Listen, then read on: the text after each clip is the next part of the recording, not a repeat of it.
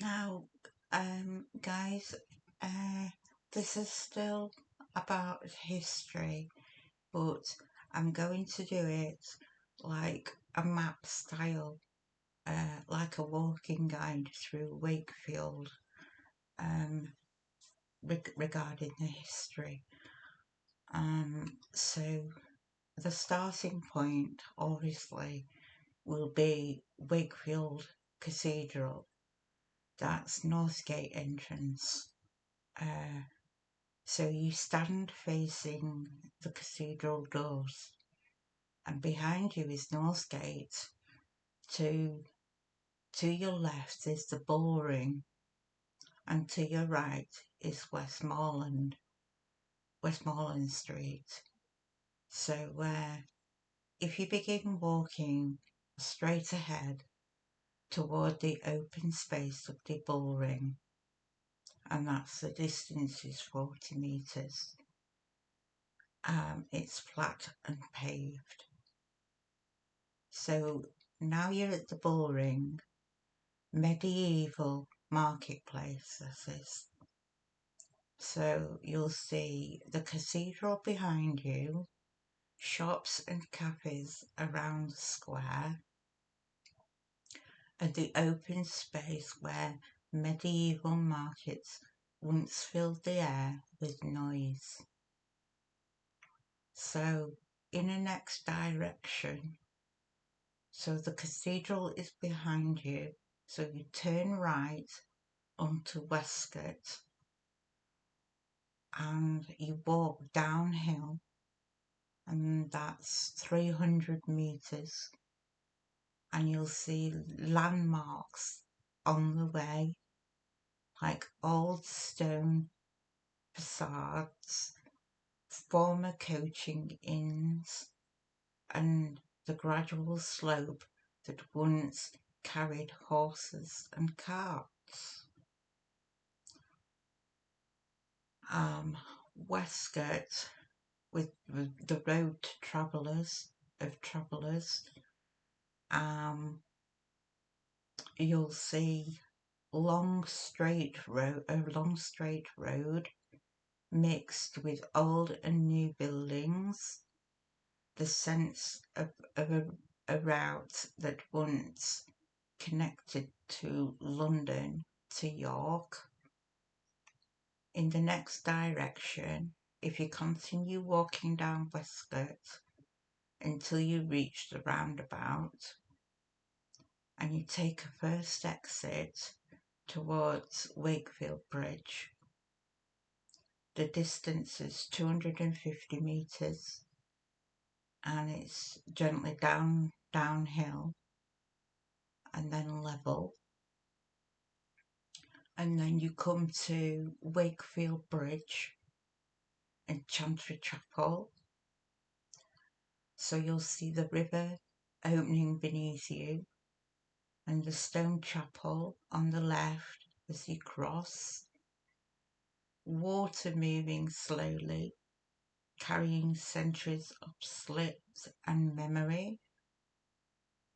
So the next direction is you cross the bridge fully.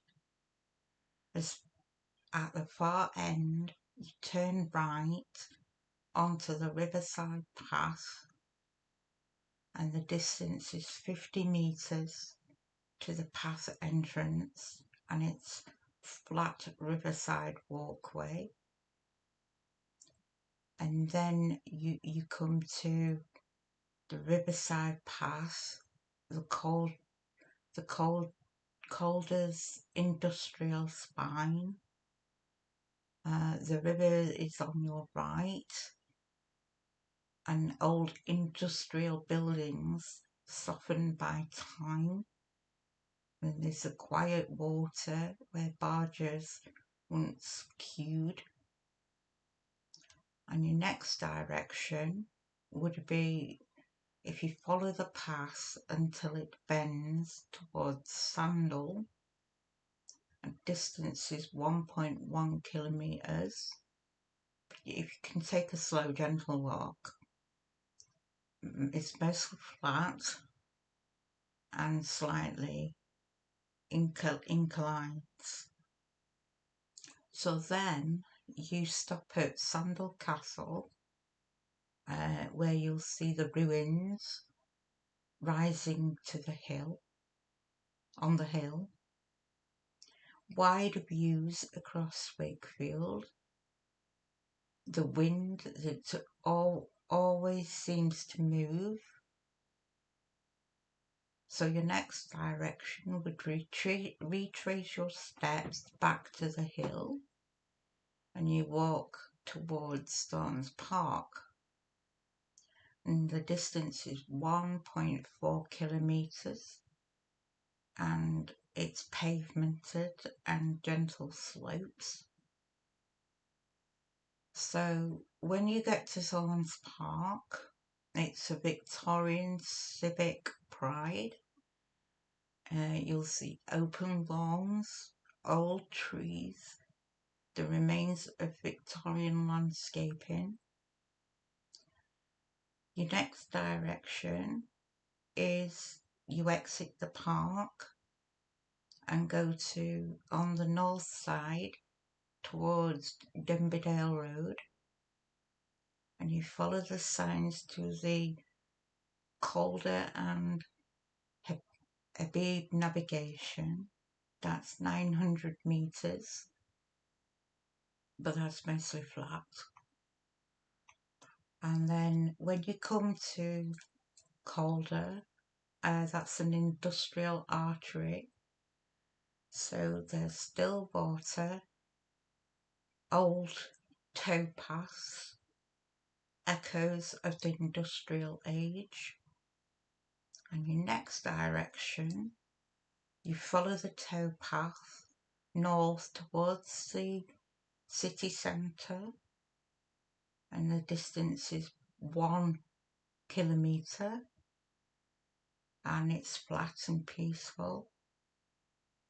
And then your final stop is the Hepworth Wakefield, and you'll see the stark sculpture building rising above the river, lights reflecting off the water, a sense of modern Wakefield emerging from its industrial past.